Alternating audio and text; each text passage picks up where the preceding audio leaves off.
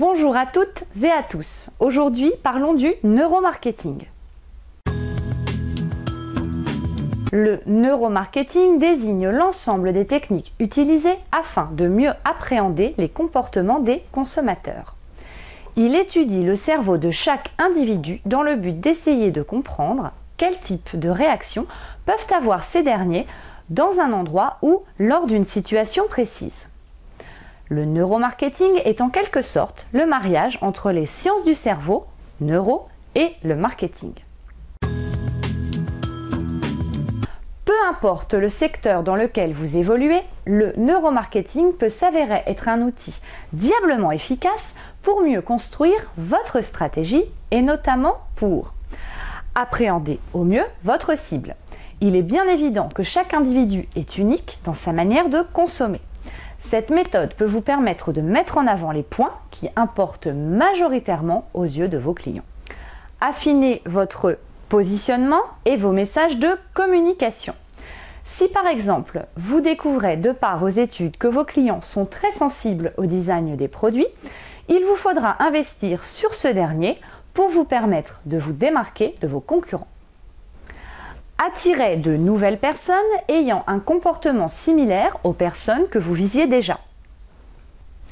Et enfin, être capable d'anticiper au maximum les comportements d'achat.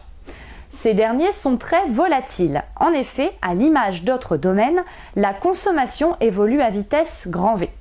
On ne cesse de parler aujourd'hui d'effet de mode. Le neuromarketing est un outil pertinent qui permet d'appréhender rapidement cet effet de mode et vous procurer un avantage concurrentiel non négligeable. Il va sans dire que l'étude du cerveau d'un individu n'est pas forcément votre cœur d'activité premier. Ces méthodes s'effectuent donc en étroite collaboration avec des établissements spécialisés dans le milieu de la santé ou du paramédical. Néanmoins, méfiez-vous des aspects juridiques du neuromarketing.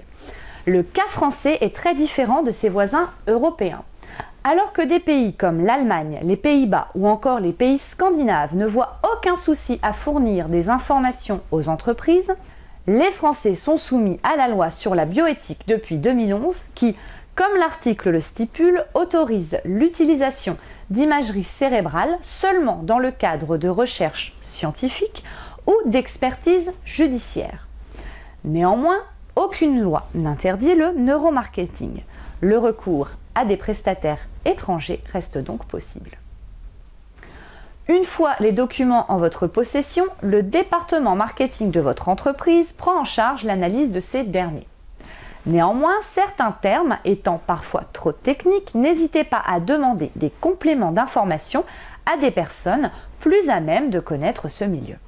La majeure partie du temps, différents codes couleurs sont représentés sur le cerveau. Chaque partie correspondant à des types de comportements différents. On recense 3 indicateurs principaux qui intéressent directement les marketeurs. La mémorisation, l'émotion et l'attention. Chaque partie correspondant à plusieurs parties du cerveau d'un individu, à vous de comparer les 3 indicateurs afin de voir quel facteur semble influencer le plus le comportement de votre potentiel acheteur. Il est important de prendre en compte que la principale contrainte à de telles études est l'investissement qu'ils représentent.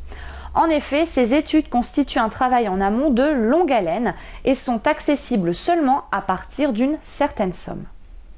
Comme nous avons déjà pu l'entrevoir précédemment, méfiez-vous des problèmes éthiques qui pourraient survenir suite à l'utilisation de telles pratiques.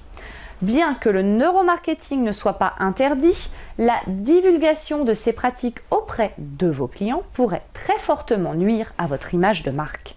Il va sans dire qu'une majorité d'États cherchent avant tout à favoriser leurs entreprises et mettent ainsi tout en œuvre afin de les aider dans ce but. Néanmoins, si ce sont vos clients qui l'apprennent, et si cela leur déplaît, gare aux retombées. Afin de vous démontrer que notre subconscient joue directement sur notre comportement d'achat, prenons l'exemple d'une expérience réalisée en 2004 par un institut américain autour de la guerre entre les deux concurrents du soda, Pepsi et Coca-Cola. Cette expérience s'est effectuée en 2 temps. La première expérience consistait à faire boire les 2 boissons en retirant les étiquettes des 2 marques, puis dans un deuxième temps à réitérer la première, mais en incorporant cette fois-ci les images des marques. Les résultats ont été les suivants. Lors de la première expérience, les médecins ayant analysé les résultats se sont rendus compte que la partie du cerveau contenant la notion de plaisir était plus stimulée par le Pepsi que le Coca-Cola. A l'inverse, lors de la deuxième expérience, c'est le Coca-Cola qui plaisait le plus aux individus. Depuis ce jour, Pepsi a su faire de cette expérience un de ses principaux arguments commerciaux, selon lequel le goût de son soda était meilleur que celui de son concurrent. Ce que l'on peut retirer de cette expérience est que l'image de marque de Coca-Cola semble directement influencer sur la perception qu'ont les consommateurs de son goût. Enfin, pour conclure, il est important de préciser que malgré l'image assez sulfureuse que possède le neuromarketing, nous ne sommes pas encore des machines. Bien que les marques essaient par différentes méthodes de nous influencer, nous restons maîtres de nos choix. Ne l'oubliez pas. Voilà, c'est terminé pour aujourd'hui. N'oubliez pas que cette vidéo est un tuto qui a pour but de vous initier à la démarche marketing et qui par conséquent n'est pas complet. Donc, comme d'habitude, n'hésitez pas à poser vos questions en commentaire sous la vidéo et pour toute prestation marketing, à nous contacter directement. À jeudi prochain!